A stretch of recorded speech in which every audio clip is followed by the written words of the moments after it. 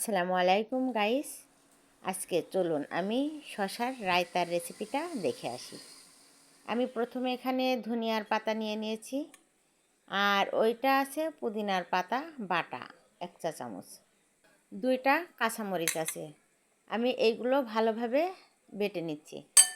1 চা চামচ সাদা গোলমরিচের গুঁড়া, আর দিয়ে দিচ্ছি 1/2 চা চামচ বিট লবণ, আর সাদা লবণ দেব একদম সামান্য, আর 2 চা চামচ চিনি দিয়ে দিয়েছি।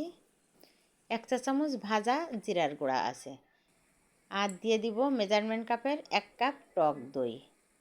এগুলো ভালোভাবে মিশিয়ে নিতে হবে। মেশানোর পরে আমি 2-3টা মতো খিরাই খোসা ছাড়িয়ে কুচি করে কেটে রেখেছি।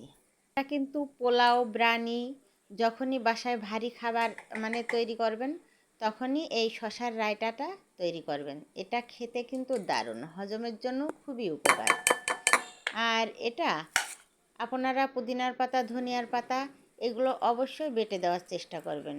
কুচি করে দিলে শশার সাথে অতটা ভালোভাবে মেশে না, দেখতেও ভালো লাগে না, আর অতটা ভালো টেস্টও আসে না। আর এটা বেটে দিলে মিলেমিশে একাকার হয়ে যায়, খেতে দুর্দান্ত স্বাদ হয়।